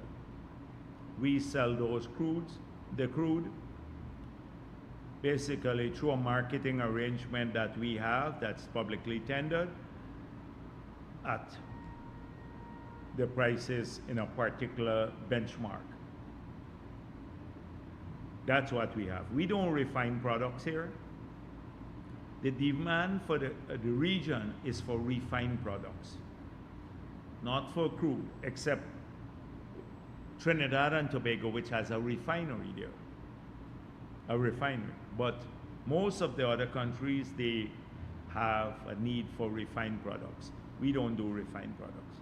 So that excludes everything else except the Trinidad refinery. That refinery has been mothballed since 2018. And we are not in the, we don't know what it will take right now to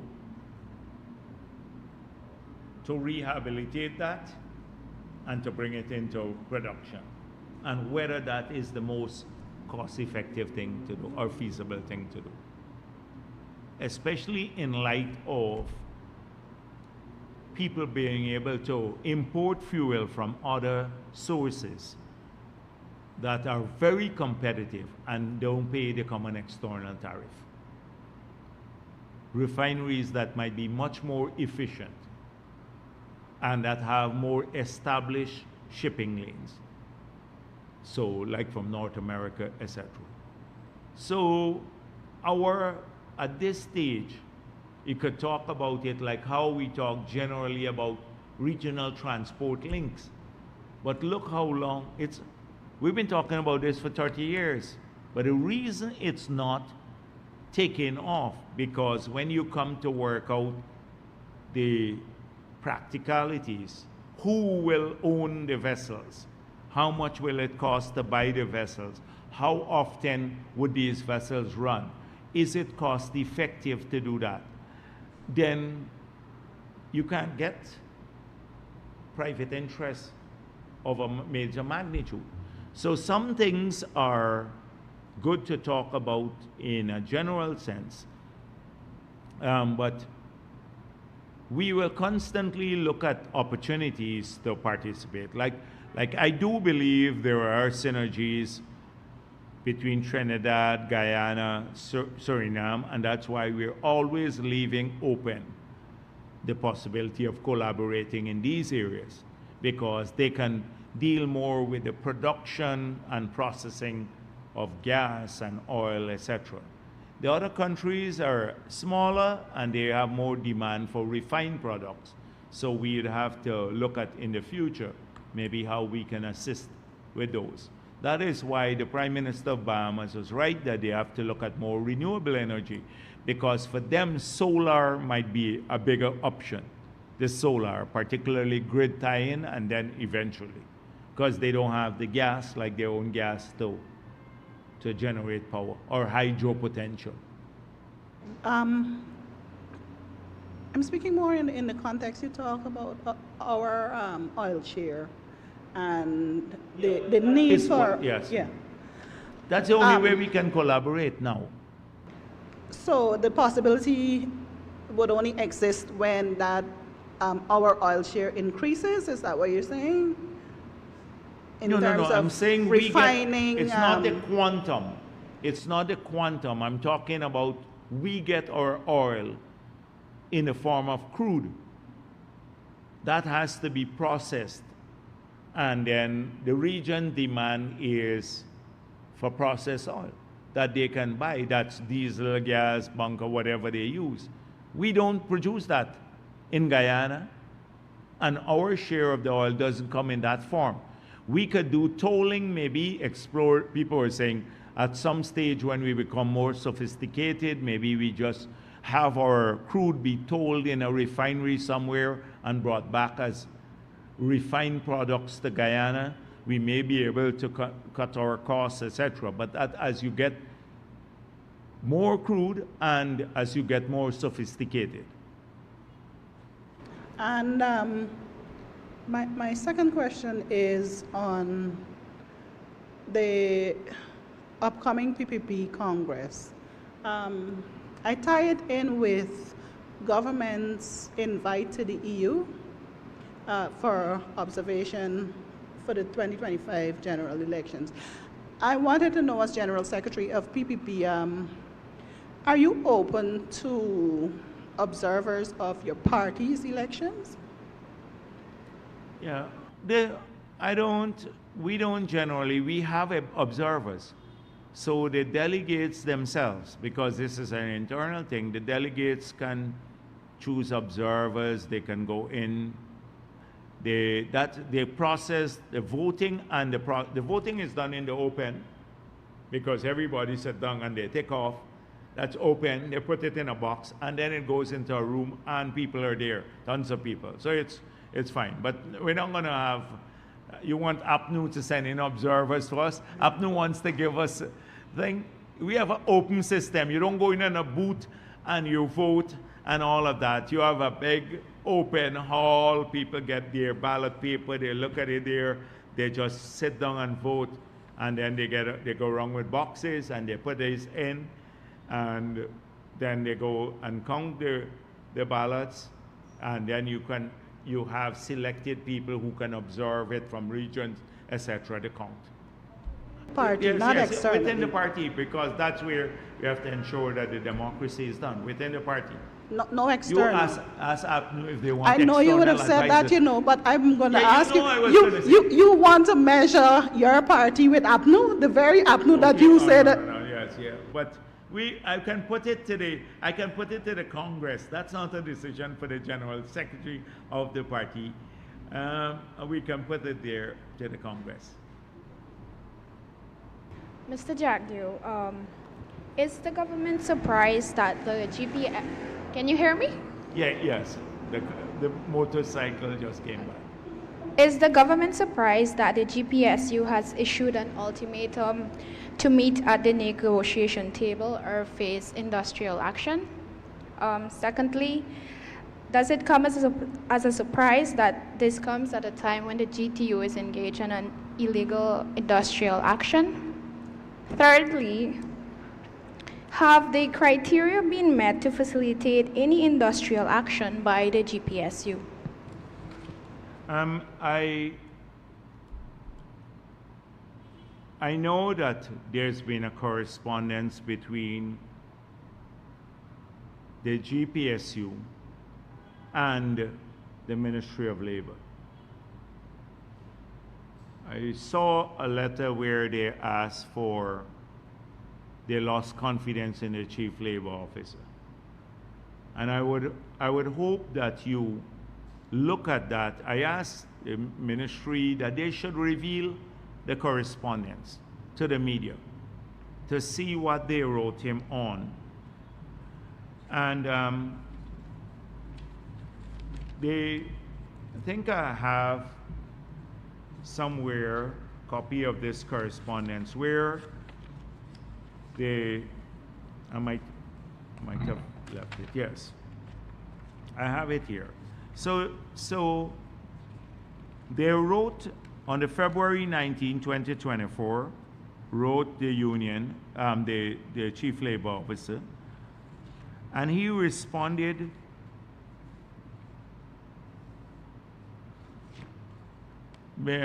on the 21st of February. And it would be interesting to look at his response. I don't want to go into it, belabor it. And what he did, he went to the Solicitor General and he asked the Solicitor General whether, this is what, I just read the Solicitor General's advice to the Chief Labor Officer. So, dear Mr. Dearnoran, advice on whether claim, and it states a claim, in the matter of the General Guyana Public Service Union versus Attorney General of Guyana and Permanent Secretary of Public Service Ministry is duly before the Supreme Court. Having perused the caption matter, we are of the considered opinion that the Guyana Public Service Union have elected to engage the jurisdiction of the Supreme Court and has sought several orders in the said matter, inclusive of an order directing the Permanent Secretary and the Attorney General to enter into meaningful negotiations with the Guyana Public Service Union. In effect, the Guyana Public Service Union is seeking the exact remedy in its request for conciliation with your office. In all respectful opinion, the court is duly and properly engaged to determine this issue, and you should yield to the court's jurisdiction. So they went to the court on the same matter and that they're now raising about conciliation and to direct the ministry to engage with them. It's before the court, and now they give an ultimatum to proceed with a strike, contrary or in violation of the case that they have before the Supreme Court, seeking the same remedy. And I'm not going to go into any great detail about this, about whether the grievance procedures have been met, because in their own ultimatum, they conceded that the grievance procedures have not been exhausted. I just had a look at it, and they're still to consult with their members, but they're giving this ultimatum. I think it's opportunistic, it's convenient, it's linked with what I said before, that with a connection with APNU, it's going to be if they call a strike, it's going to be political, and therefore we'd have to deal with it accordingly.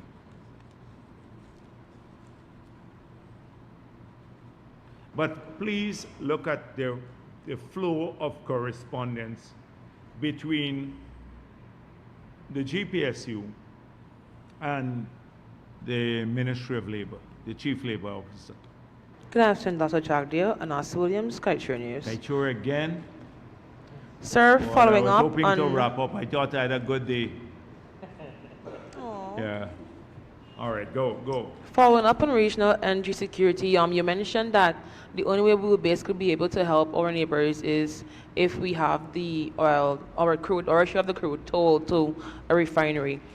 My question to you is, if government comes to that decision to have this done, how many of the 645,000 barrels we're currently producing daily would government be willing to donate to ensure that regional energy security prevails? And additionally, can you say how much of that current 645,000 is Guyana getting? Secondly, last week you said Exxon has $20 billion in assets out there which can be sold to take care of an oil spill in the event that it occurs. Can you list the assets they have that equals the value of this $20 billion? Okay. That's it. You have any more? Additionally, I'm just being generous with you now. Yeah, go. Right. You said we have a $2 billion guarantee. You would agree with us that Exxon has a track record of being dishonest in their dealings with other countries. In light of this, have you seen the guarantee for yourself, and are you comfortable with the terms, if any, attached? Okay, go on. Go on, go on. That's it. That's it? No, I have not. I said this is an EPA matter. I have not seen the guarantee. The EPA has assured us this is, you have to understand jurisdiction. The EPA has assured us that the guarantee is in a manner that is enforceable, and I believe the government agencies. This was negotiated. They had their lawyers involved, and therefore it is in that manner. The second thing is, if I got to list the assets of Exxon, have you read the balance sheet? Have you gone to the financial statements and look at the balance sheet? You should look at that. You should look at that. I have to list every asset they have, and considering something else. We talk about the book value of the assets. Let me just give you an idea. You've heard about the merger between Chevron and Hess, the announced merger. Do you know what the value of that Hess, the Hess company was valued at? Do you know? You don't know. It's $60 billion. $60 billion. So the Hess assets are made up mainly of 30% shares in Guyana and some assets in the Permian area. So take half of it. Say of their global assets, half are in Guyana. It's much more than half. But say half of the 60 billion is $30 billion. That's the valuation. That effectively means that 70% of the remaining assets, crudely, would be about $70 billion. So in the market values not just the assets that are listed, but they look at the recoverable reserves, everything else. It's an intangible. You don't see it. Glenn, looking to see which it's called intangibles. But it has a value, recoverable value, and that will bring in future years a stream of benefits that would equal way beyond its valuation. And that is how companies are often valued on a stock exchange, etc. So effectively, if you use just crudely the value that Chevron placed on Hess shares in Guyana, you have a $100 billion company in Guyana. Here. That's the value of all the shares because they value 30% of it, 30% of the local company at minimum $30 billion because I'm just taking out half of what they have for their global assets. You all got to look at these things too. You got to look at the balance sheet and to understand how valuation is done, etc. So Glenn Lal saying, oh, sell the old iron.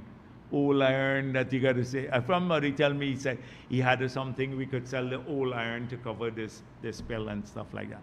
Now let me tell you something further. That long before all of this has happened, the spill in Tobago, we've been working to have legislation in place, and those will come before probably before the recess, to cover all sorts of liabilities. A law in place, like they have in the US and some other countries, that will cover also transportation because we have more crude being transported in our jurisdiction. So it's not just liabilities of the oil companies, but transport companies, etc. And that's been in the works a long time, because so that we can protect this country, that we can protect Guyana. Oh, the toll. I didn't say that we're tolling. I said these are hypotheticals, and how Decides to take yes, that path. if we go, we have to, first of all, we got to look at, is it feasible? So take, you're asking me how much of this we're getting. All this is in the budget. Calculate, this is in the budget, how much our share of the oil for this year, how much we'd be entitled to. So how many lifts of 1 million barrels, etc. It's really, crudely putting, if you look at a static model now, it's 14.5% of total production. 14.5% of total production, crudely put. Right? Not well, crude, the word crude, but generally put in a static model. So you just calculate what that will be. It's easy to do. I shouldn't have to do that. Secondly, if we decide to toll, we have to look at what the tolling charges would be, how much the shipping charges to take our crude and bring it back, and then see if the final product could be competitive versus just buying refined products from elsewhere. That's only when it decides. How much will be given to the region for free for regional security? You tell me how much. You think we can do that with Norton and the others there? Next thing they run around and say, oh, PPP giving away the fuel to all the people in the region, in the Caribbean, and we have poor people and stuff. You tell me how much we must give, what share of it. That if the people of Guyana will want us to do that, how much we'll give to the region for regional energy security. You tell us how much per day we must give, how many barrels per day we must give for that. It would be interesting. I'll get back to you on a number. Huh? I'll get back to you on a number. Well, thank you very much. I would appreciate that. And please solicit the view of the leader of the opposition. How much must be given for free? All right, thank you. One final thing. Oh, and I'll just send you something there. All right. No, I All right. missed something in my notes. So yeah. there have been some stories going around in relation to Equatorial Guinea. So after about 3 decades of operating in Equatorial Guinea, ExxonMobil basically left the country, burst and initially when they got there, to fully focused on Guyana. What are your concerns about this? You think the people of Equatorial Guinea agree with that? That the country was worse off today than when Exxon got there? Who told you that? I was in Equatorial Guinea a few times. I saw changes. It would have been worse. You still have lots of issues.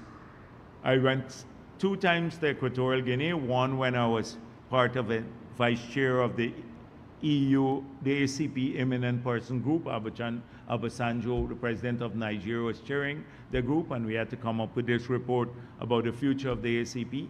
I was there to present that, and then on another occasion. So when I'd left office, and I was the envoy for the 3 forest basins, so I went through Africa, so I had lots of discussions there. I don't think the people of Equatorial Guinea will agree with you that they're worse off today than in the past. But the thing is that utilization of the resources that a country gets is within the purview of government. So if we choose to use every cent we collect from Exxon to pay wages or salaries or build palaces or just splurge on everything, hand out money everywhere, we may very well be worse off when they leave too.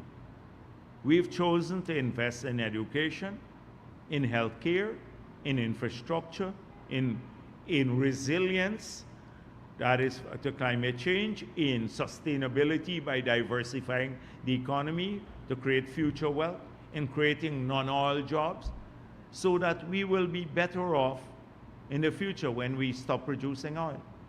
A lot has to do with country. And since we're talking about that, Gordon Mosley came to the Marriott and asked me about this spill.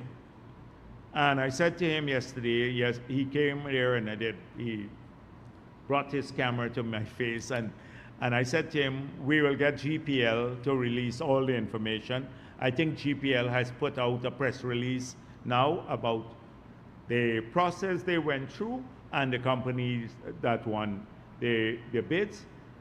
But we maintain that GPL has absolutely no liability to any of those, as you've seen. And all of this information, President Ali shared with the Prime Minister of Trinidad and Tobago. Told me that. I spoke with Prime Minister Rowley up to yesterday, and we shared everything that we have, all in the information. So that is, I see they said, some man said, I sourced the fuel from Venezuela. I get blamed for everything that I brought in the fuel from Venezuela. I negotiated everything in this world. I think it starts with a Kaichur. Kaichur has done that to me. Now I bring in the fuel. I bring it from Venezuela. I bring these people are ridiculous. Yes.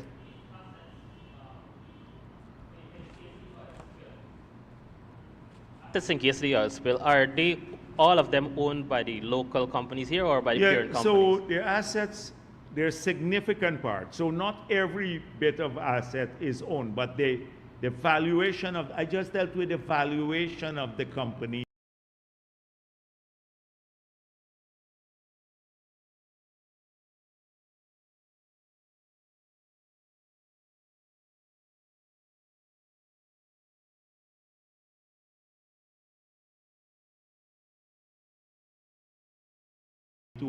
So as they ignore to tackle an oil spill too. That's the point I was trying to get. So I wasn't dealing with a determined valuation to say 12 billion or 14 billion, because book value would be different than market value. Their lease, then